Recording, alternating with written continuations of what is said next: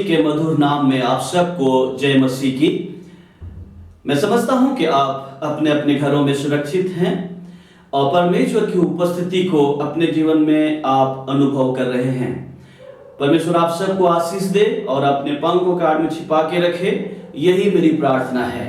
परमेश्वर आपके साथ हो और आपके तमाम आवश्यकताओं को पूरा करे और आपको सुरक्षित रखे, अच्छा स्वास्थ्य दे, यही मेरी प्रार्थना है। इन दिनों हम परमेश्वर की उपस्थिति को दूसरे तरीके से अनुभव कर रहे हैं। एक समय था जब हम एक साथ मिल करके सामूहिक रूप से आराधना करते थे और खुदा उनका शुक्र करते थे उसके उपकारों के लिए। उसके प्रति हम आभार व्यक्त करते थे एक कलीसियाई रूप में। लेकिन इन दिनों में हम अपने अपने घरों में कैद हैं और हमें इस प्रकार मिलकर जैसा हम पहले करते थे आराधना नहीं कर पा रहे हैं।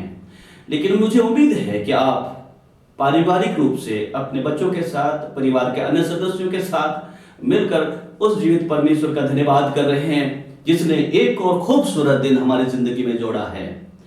जो जीवन हमको मिला है यह हमारी ताकत से नहीं है, हमारी समझ से नहीं है, बल्कि इसलिए है कि क्योंकि खुदावंद का अनुग्रह हमारे जीवन में हुआ है। उसने अपनी अनुकंपा हमें दिखाई है और आज का दिन उसी की बड़ी दया से हमको मिला है। उस परमेश्वर का धन्यवाद करें। अभी हम लॉकडाउन की स्थिति में हैं और कुछ और दिन इसी तरह से रहेंगे, जिसका ये मतलब हुआ कि हम आने वाले 2 और हफ्ते तक सामूहिक आराधना के लिए जमा नहीं हो पाएंगे। इसलिए मैं आप सबसे विनती करता हूं कि आप इस समय को परमेश्वर के साथ निकटता में, उसके साथ घनिष्ठता में संबंध बनाने के लिए इस्तेमाल करें और दुआ, प्रार्थना, वचन पढ़ने में समय व्यतीत करें ताकि परमेश्वर आपको और भी अधिक बलवंत करे, ताकि आप उन आने वाले दिनों की चुनौतियों का सामना कर सकें जो हमें हर रोज डराती है और परेशान करती है। लेकिन जो लोग परमेश्वर पर भरोसा करते हैं, जो लोग परमेश्वर के वचन के अधीन रहते हैं, जिन लोगों के ऊपर परमेश्वर की अनुकंपा है, वो किसी भी मुसीबत से नहीं डरते हैं, बल्कि वो तो स्थिर रहते हैं, डटे रहते हैं, खड़े रहते हैं और परमेश्वर के अनुग्रह को अपने जीवन में बहुतायत से अनुभव करते हैं। मुझे आशा है कि आप लोग इन दिनों में टेलीविजन के माध्यम से दुनिया में हो रही घटनाओं के बारे में सुन रहे हैं और हर रोज हम नई नई बातों को सुन रहे हैं और देख रहे हैं कि हमारे इस समय में ये घटनाएं किस प्रकार से घटित हो रही हैं। ये सारी चीजें हमको बड़ा विचलित करती है, परेशान करती है, दुविधा में डाल देती है और कभी कभी हमारे मन में प्रश्न भी उठने लग जाता है कि आखिर परमेश्वर ने ऐसा हालात क्यों किया है। अजीजों, ये बात सत्य है कि हम परमेश्वर की योजना को नहीं समझ सकते हैं और जिस प्रकार से सोचता है हम ऐसा नहीं सोचते हैं, जिस प्रकार से कार्य करता हम ऐसा नहीं कार्य करते हैं। लेकिन परमेश्वर अपने बच्चों की रक्षा करता है, संभालता है। इन दिनों में एक इटालियन स्त्री का अनुभव सुन रहा था। वो जो है इस प्रकार उन्होंने अपनी डायरी में लिखा और उन बातों को किसी रिपोर्टर ने पढ़ करके सुनाया और उसने मेरे हृदय को स्पर्श किया। वो कहने लगी कि जब इटली के अंदर लॉकडाउन की घोषणा की गई तो पहला दिन उन्होंने सोचा कि कोई बात नहीं, आज ड्यूटी नहीं जाना है, ऑफिस नहीं जाना है, घर में ही बिताना है और अपने जो दैनिक कार्य था उनका साफ सफाई, खाना बनाना, दूसरी चीजें हैं उसमें व्यस्त हो गई और एक दिन उनका चला गया। दूसरा दिन जब आया तो थोड़ा सा वो बेचैन हो गई क्योंकि उन्हें रोज जिस प्रकार से नौकरी पे जाना होता है वैसा जाना नहीं हो रहा था, इसलिए घर में बैठी थी और अपने दैनिक कार्य में फिर से जुट गई और दूसरा दिन भी गुजर गया, समाप्त हो गया। तीसरा दिन जब हुआ तो उनको थोड़ी सी बेचैनी होने लगी कि आखिर ये हो क्या रहा है। हम घर से बाहर नहीं जा सकते हैं, सामान खरीदने नहीं जा सकते हैं, बाजार नहीं जा सकते हैं, हम अपने घर में ही कैद हैं। और इस प्रकार से वो लिखा गया था उनके डायरी में कि वो बड़ी बेचैन होने लग गई। फिर उन्हें टेलीविजन खोला तो उनको पता चला कि चारों तरफ उनके देश में क्या कुछ हो रहा है, उस वक्त उसके बारे में उनको जानकारी मिली।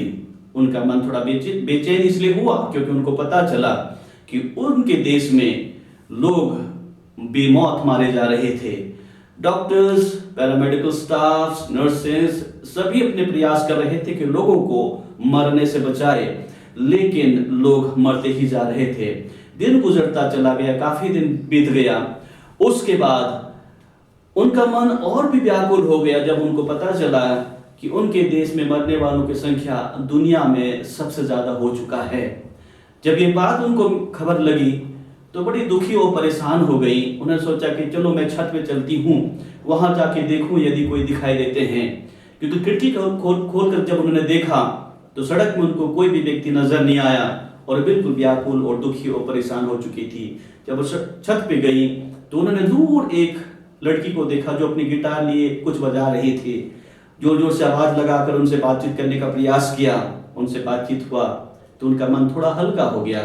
लेकिन जब घर के अंदर आती है फिर से वही माहौल, एक क्लोजअप जिंदगी, किसी से मिलना जुलना नहीं, सामाजिक जीवन बिल्कुल बंद हो चुका था। अब उनका मन और भी व्यथित और चंचल हो गया। वो सोचने लगी कि मौत मेरे करीब आ रहा है, मैं भी किसी वक्त मर सकती हूँ, मेरा जीवन चला जा सकता है। प्रियो, इस प्रकार के अनुभव जो हैं हमें इन दिनों में बहुत से लोगों के द्वारा सुनने को मिल रहा है। बहुत से लोग जो अपने अपने घरों में कैद हो चुके हैं, वो सोचते हैं कि आखिर हम कब तक इस बंधन में बंधे रहेंगे और परेशान हैं। लेकिन मैं जानता हूं कि जो परमेश्वर के लोग हैं, जो उसका डर और भय मानते हैं, वो इस प्रकार की बातों से विचलित नहीं होते हैं, क्योंकि वो तो जिंदा खुदावन पर भरोसा रखते हैं और परमेश्वर उनकी रक्षा करता है, उनको संभालता है, अपने धर्म में देने हाथ से उनको संभाल के रखता है। और मैं जानता हूं कि आप सब इस समय परमेश्वर के हाथों में सुरक्षित हैं और प्रभु आप सबको आशीष दे रहा है। खुदावन पर भरोसा रखिए, उससे प्रार्थना करते रहिए, उससे लिपटे रहिए, उसके निकट बने रहिए। उसकी आशीष आपकी जिंदगी में दिन ब दिन आती चली जाएगी। वो कभी अपने आशीषों को नहीं रोकता है। हर रोज अपने बच्चों के लिए उनकी आशीष नई हो जाती है। परमेश्वर आप सबको संभाल के रखे। और मैं आपसे विनती करता हूं कि ये अवसर जो हमको मिला है, इस अवसर का हम सदुपयोग करें।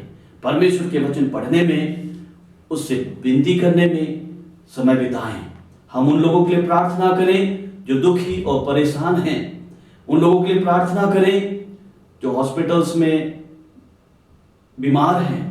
हम उन लोगों के लिए प्रार्थना करें, उन डॉक्टर्स और नर्सेस के लिए और पैरामेडिकल स्टाफ के लिए, सफाई कर्मचारियों के लिए जो इनकी सेवा कर रहे हैं दिनों रात, उनके लिए प्रार्थना करें। परमेश्वर को बल और सामर्थ्य प्रदान करें ताकि वो भी खुदावन के अनुग्रह को अपने जीवन में अनुभव करें। हम उन लोगों के लिए भी प्रार्थना करें जो एक वक्त के रोटी के लिए तरस रहे हैं और रोज देखते हैं कि कोई ना कोई आए और हमें रोटी दे। प्रियो, हमने पिछले दिनों में पाम संडे, गुड फ्राइडे और ईस्टर बंद दरवाजों में ही मनाया। हम लोग एक साथ मिल नहीं सके। हमने एक दूसरे को ईस्टर की मुबारकबाद व्हाट्सएप के जरिए, मैसेजेस के जरिए, फोन के द्वारा एक दूसरे को दिया। और आज भी हम लोग एकत्रित नहीं हो पा रहे हैं, लेकिन मैं जानता हूं कि परमेश्वर ये समय जो उसने हमको दिया है, इससे हमको बहुत कुछ सिखा रहा है, हमको और भी मजबूत कर रहा है कि हम उसके साथ और भी आगे चलें। आज सुबह मैं आप सबको परमेश्वर के वचन में से 2-4 बातें कह करके आपका हिम्मत बढ़ाना चाहूंगा। फिलिप्पियों की पत्री में पौलुस ने उसका 3 अध्याय और 10 वचन में इस प्रकार से लिखा है, ताकि मैं उसको और उसके मृत्युंजय के सामर्थ्य को और उसके साथ दुखों में सहभागी होने के मर्म को जानूं और उसकी मृत्यु की समानता को प्राप्त करूं। अजीजों, ये वचन पौलुस के द्वारा उस वक्त लिखा गया जब वो स्वयं कैद खाने में था। कैद खाने में जब था तो भी उसका मन परमेश्वर के प्रति धन्यवाद और आभार व्यक्त करता है। कैद खाना एक अच्छी जगह नहीं है। हम भी तो अपने घरों में इन दिनों में कैद हैं और हम बड़े व्याकुल से हो जाते हैं कि आखिर कब तक मैं अपने घर में बंद रहूंगा। मुझे भी बाहर जाना है, मुझे भी लोगों से मिलना है, लेकिन जा नहीं पा रहा हूं, क्या करूं। बड़ी बेचैनी सी मन में उत्पन्न होती है, मन व्याकुल हो जाता है। हम सोचते हैं कि कब हम बाहर निकले। पौलुस जेल खाने में सुसमाचार प्रचार के कारण बंद है, लेकिन उसके मन में परमेश्वर की उपस्थिति का जो आनंद है वो उमड़ता है। इसलिए वो 4 अध्याय के 4 वचन में फिलिपियों के विश्वासियों को कहता है, प्रभु में आनंदित रहो, है ना। प्रभु में आनंदित रहो, प्रभु में सदा आनंदित रहो। मैं फिर कहता हूं, आनंदित रहो। रिपीटेडली दोहरा कर कहता है, प्रभु में आनंदित रहो। कौन भला विपरीत परिस्थिति में आनंदित हो सकता है?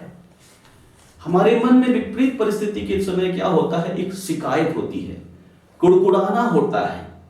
हम कुड़कुड़ाते रहते हैं, शिकायत करते रहते हैं, ऐसा क्यों, किस लिए, आखिर कब तक, कब ऐसा होगा, कब मुझे से छुटकारा मिलेगा।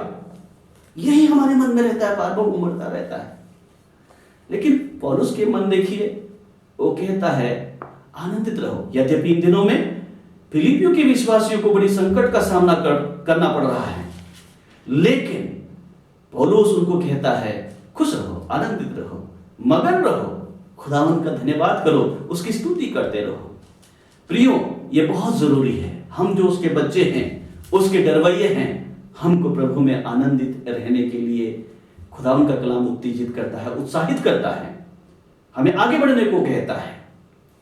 फिलिपियों की पत्री के लिखे जाने का उद्देश्य यह भी था कि फिलिपियों के विश्वासियों ने पौलुस के मदद के लिए कुछ एकत्रित किया था, और जब उसको मिला तो धन्यवाद स्वरूप उनको एक खत लिखता है, धन्यवाद का पत्र लिखता है, आभार व्यक्त करता है, और उन विश्वासियों को उत्साहित करता है कि आप इसी तरह से परमेश्वर की उपस्थिति को अपने जीवन में अनुभव करते रहें। एक व्यक्तिगत पत्र लगता है जो पौलुस ने फिलिपियों के विश्वासियों को लिखा, जो 1 अध्याय के 7 वचन में इस प्रकार से वो कहता है, क्योंकि तुम मेरे मन में आ बसे हो, क्योंकि तुम मेरे मन में आ बसे हो। ये बहुत महत्वपूर्ण बात है। फिलिपियों के विश्वासियों के साथ पौलुस का एक घनिष्ठ रिश्ता है। एक पासवान का कलीसिया के विश्वासियों के साथ भी इसी प्रकार का एक घनिष्ठ रिश्ता पाया जाता है, एक नजदीकी रिश्ता पाया जाता है। मेरे मन में तुम आ बसे हो। जब कोई हमारे मन के अंदर आ बसता है तो दिन और रात हम उन्हीं के बारे में सोचते रहते हैं, दिन और रात हम उनके बारे में चर्चा करते हैं, दिन और रात हम सोचते हैं काश वो ठीक हो। जब हमें उनकी किसी कमी और कमजोरी के बारे में पता चलता है तो हमारा मन बड़ा ही व्याकुल होने लग जाता है, और हम कोशिश करते हैं कि किसी न किसी रूप में मैं उन तक जो मेरे मन में आ बसे हैं मदद पहुंचा सकूं। पौलुस का हालांकि खुद इस वक्त फिलिपियों में जा नहीं सकता है, फिलिपी में नहीं जा सकता है, फिलिपियों के विश्वासियों से मुलाकात नहीं कर सकता है, लेकिन चूंकि वो लोग उनके मन में रहते हैं, पौलुस के मन में रहते हैं, उनके लिए दिन और रात निरंतर परमेश्वर से दुआ और प्रार्थना करता रहता है। पौलुस का समय या एज या उम्र इस वक्त जो है काफी हो चुका है और जेल खाने में है, और उसको ये भी पता है कि किसी भी क्षण सरकारी आदेश आ सकता है कि उसको मार डाला जाए, उसका कत्ल किया जाए, और इस बात को भली भांति जानता है। लेकिन पौलुस को इस बात का भी आश्वासन है कि यदि मैं मारा जाता हूं तो मुझे कोई नुकसान नहीं है, क्योंकि कहता है मेरे लिए जीना मसीह और मरना लाभ है। अगर मैं जीता हूं तो खुदावन के लिए जीता हूं, परमेश्वर के लिए जीता हूं, उसके सुसमाचार के लिए जीता हूं, उसका सुसमाचार का प्रचार करता हूं, उसका सुसमाचार लोगों को बताऊंगा। ये मेरे लिए जीना है तो मसीह है, दुख उठाना है तो मसीह के लिए करना है।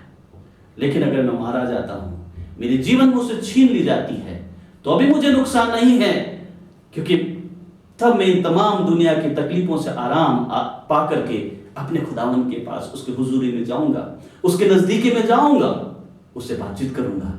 जीना भी मेरे लिए फायदा है, मरना भी मेरे लिए लाभ है। दोनों चीज पौलुस के हक में है, चित और पट दोनों ही पौलुस के पास है। लेकिन इस अवस्था में भी पौलुस की मन की जो गहरी बात है वो इस पत्री के अंदर हमको दिखाई देता है, जिसमें वो इस बात को कहता है कि मैं उसको अर्थात मसीह को और उसके मृत्युंजय के सामर्थ्य को जानूं, है ना। ये बहुत जरूरी है।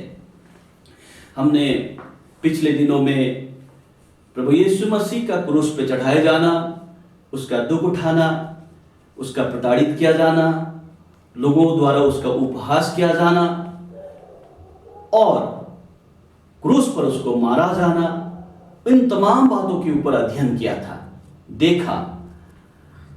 और हमने ये भी देखा कि किस प्रकार से प्रभु यीशु मसीह ने अपने सताने वालों के प्रति उनको क्षमा करने के लिए पिता से प्रार्थना किया। एक बहुत बड़ी चीज हमको दिखाई देता है। और हमने ये भी देखा जब वो मारा गया, कब्र पर रखे गए, लेकिन कब्र का बंधन उनको, यीशु मसीह को कब्र के अंदर नहीं रख सका। यीशु मसीह मुर्दों में से जी उठा। ईस्टर हमने मनाया, पुनरुत्थान। अब पौलुस जो कि सेवा करते करते उसका जीवन लगभग समाप्त होते जा रहा है, जेल में है और उसको मृत्यु शायद हर रोज दिखाई देता है, लेकिन इस अवस्था में, इस घड़ी में भी वो एक चीज जानना चाहता है, वो ये है कि वो मसीह को जाने।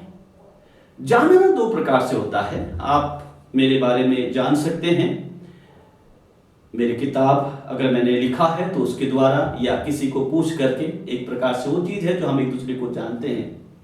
दूसरा जो जानने का तरीका है, हम लोगों का आपस में संगति करने के द्वारा। जब दो व्यक्ति एक साथ बैठेंगे, बातचीत करेंगे, तो दोनों जो हैं एक दूसरे के प्रति, उसके व्यवहार के प्रति और उनके जो जिस प्रकार से वो व्यवहार करते हैं, बातचीत करते हैं, वार्तालाप करते हैं, उसको समझते हैं, जानते हैं। उसे हम व्यक्तिगत जानना कहेंगे। पर्सनल रिलेशनशिप, एक व्यक्तिगत संबंध स्थापित हो जाता है। पौलुस का अभी तक का जो अनुभव रहा है, परमेश्वर के साथ बड़ा ही निकट संबंध बना हुआ है, घनिष्ठता बना हुआ है। लेकिन इस अवस्था में भी वो, उसके मन की जो इच्छा है वो ये है कि उस यीशु मसीह को और भी नजदीकी से जाने और भी उसके करीबी में जाकर उसको समझे।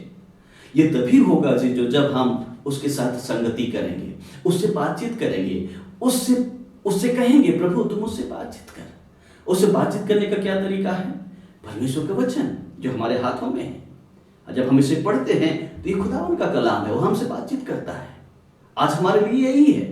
पौलुस कहता है मैं उसको जानना चाहता, और करीबी से जानना चाहता, निकट जा करके, उसको छू करके मैं ऐसा सोचता हूं मैं उसको जानूं। इसके साथ वो क्या जानना था? मृत्युंजय के सामर्थ्य। यीशु मसीह आज जिंदा है और हमारे मध्य है। उसकी आत्मा हमारे साथ है। उसकी आत्मा हमारे चारों ओर घूमती रहती है, ऐसा नहीं है, बल्कि हमारे मन के अंदर हमको दिया गया है।